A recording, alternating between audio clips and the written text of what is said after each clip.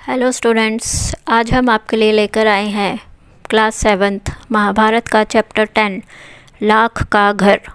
भीमसेन का शरीर बल और अर्जुन की युद्ध कुशलता देखकर दुर्योधन की जलन दिन पर दिन बढ़ती ही गई। वह ऐसे उपाय सोचने लगा जिससे पांडवों का नाश हो सके। इस कुमंत्रणा में उसका मामा शकुनी और कर्ण सलाहकार बने हुए थे। बूढ़े धृतराष्ट्र बुद्धिमान थे। अपने भतीजों से उनको स्नेह भी काफ़ी था, परंतु अपने पुत्रों से उनका मोह भी अधिक था। दृढ़ निश्चय की उनमें कमी थी, पर वह किसी बात पर वह स्थिर नहीं रह सकते थे। अपने बेटे पर अंकुश रखने की शक्ति उनमें नहीं थी। इस कारण यह जानते हुए भी कि दुर्योधन कुराह पर चल रहा है, उन्होंने उसका ही साथ दिया। इधर पांडवों की लोकप्रियता दिनों दिन बढ़ती जा रही थी। चौराहों और सभा समाजों में लोग कहते थे कि राजगद्दी पर बैठने के योग्य तो युधिष्ठिर ही है।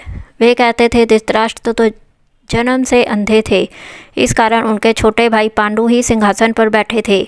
उनकी अकाल मृत्यु हो जाने और पांडवों के बालक होने के कारण कुछ समय के लिए धृतराष्ट्र ने राजकाज संभाला था। अब युधिष्ठिर बड़े हो गए हैं, तो फिर आगे धृतराष्ट्र को राज्य अपने ही अधीन रखने का क्या अधिकार है? पितामह भीष्म का तो कर्तव्य है कि वह धृतराष्ट्र से राज्य का भार युधिष्ठिर को दिला दे। युधिष्ठिर ही सारी प्रजा के साथ न्यायपूर्वक व्यवहार कर सकेंगे। जो जो पांडवों की यह लोकप्रियता दिखाई देती थी, ईर्ष्या से वह और भी अधिक कुढ़ने लगता था। एक दिन धृतराष्ट्र को अकेले में पाकर दुर्योधन बोला, पिताजी, पूर्ववासी तरह तरह की बातें करते हैं। जन्म से दिखाई न देने के कारण आप बड़े होते हुए भी राज्य से वंचित ही रह गए।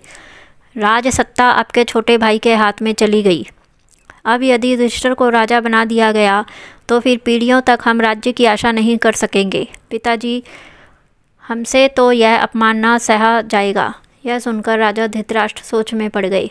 बोले, बेटा, तुम्हारा कहना ठीक है, लेकिन युधिष्ठिर के विरुद्ध कुछ करना भी तो कठिन है। युधिष्ठिर धर्मानुसार चलता है, सबसे समान स्नेह करता है, अपने पिता के समान ही गुणवान है। इस कारण प्रजाजन भी उसे बहुत चाहते हैं। यह सुनकर दुर्योधन बोला, पिताजी, आपको और कुछ नहीं करना है, सिर्फ पांडवों को किसी न किसी बहाने वर्णावत के मेले में भेज दीजिए। मैं आपको विश्वास दिलाता हूँ, इतनी सी बात से हमारा कुछ भी बिगाड़ नहीं होगा। इस बीच अपने पिता पर और अधिक दबाव डालने के इरादे से दुर्योधन ने कुछ कूटनीतिज्ञों को अपने पक्ष में मिला लिया। वे बारी बारी से धृतराष्ट्र के पास जाकर पांडवों के विरुद्ध उन्हें उकसाने लगे। इनमें कर्णिक नाम का ब्राह्मण मुख्य था, जो शकुनी का मंत्री था। उसने धृतराष्ट्र को राजनीतिक चालों का भेद बताते हुए अनेक उदाहरणों एवं प्रमाणों से अपनी दलीलों की पुष्टि की। अंत में बोला, राजन, जो ऐश्वर्यवान है वही संसार में श्रेष्ठ माना जाता है। यह बात ठीक है कि पांडव आपके भतीजे हैं, परंतु वे बड़े शक्ति संपन्न भी हैं। इस कारण अभी से चौकन्ने हो जाइए। आप पांडु पुत्रों से अपनी रक्षा कर लीजिए, वरना पीछे पछताइएगा। करने की बातों पर धृतराष्ट्र विचार कर रहे थे कि दुर्योधन ने आकर कहा, पिताजी, आप अगर किसी तरह पांडवों को समझाकर वर्णावत भेज दे तो नगर और राज्य पर हमारा शासन पक्का हो जाएगा। फिर पांडव बड़ी खुशी से लौट सकते हैं और हमें उनसे कोई खतरा नहीं रहेगा।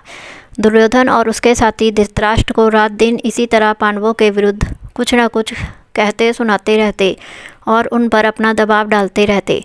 आखिर धृतराष्ट्र कमज़ोर पड़ गए और उनको लाचार होकर अपने बेटे की सलाह माननी पड़ी। दुर्योधन के पृष्ठपोषकों ने वर्णावत की सुंदरता और खूबियों के बारे में पांडवों को बहुत ललचाया। कहा कि वर्णावत में एक भारी मेला होने वाला है, जिसकी शोभा देखते ही बनेगी। उनकी बातें सुन सुनकर खुद पांडवों को भी वर्णावत जाने की उत्सुकता हुई। यहाँ तक कि उन्होंने स्वयं आकर धृतराष्ट्र से वहाँ जाने की अनुमति मांगी। धृतराष्ट्र की अनुमति पाकर पांडव बड़े खुश हुए और भीष्म आदि से विदा लेकर माता कुंती के साथ वर्णावत के लिए रवाना हो गए। पांडवों के चले जाने की खबर पाकर दुर्योधन की खुशी की तो सीमा न रही। वह अपने दोनों साथियों कर्ण और शकुनी के साथ बैठकर पांडवों तथा कुंती का काम तमाम करने का उपाय सोचने लगा।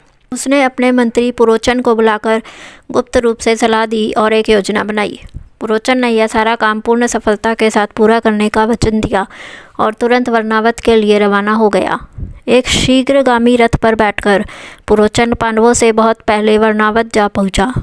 वहां जाकर उसने पांडवों के ठहरने के लिए सन, घी, मोम, तेल, लाख, चर्बी आदि जल्दी आग पकड़ने वाली चीज़ों को मिट्टी में मिलाकर एक सुंदर भवन बनवाया। इस बीच अगर पांडव वहां जल्दी पहुंच गए तो कुछ समय उनके ठहरने के लिए एक और जगह का प्रबंध पुरोचन ने कर रखा था। दुर्योधन की योजना यह थी कि कुछ दिनों तक पांडवों को लाख के भवन में आराम से रहने दिया जाए और जब वे पूर्ण रूप से निःशंक हो जाएं, तब रात में भवन में आग लगा दी जाए, जिससे पांडव तो जलकर भस्म हो जाए और कौरवों पर भी कोई दोष न लगा सके। इसके आगे का अध्याय आप हमारे चैनल पर जाकर देख सकते हैं। धन्यवाद।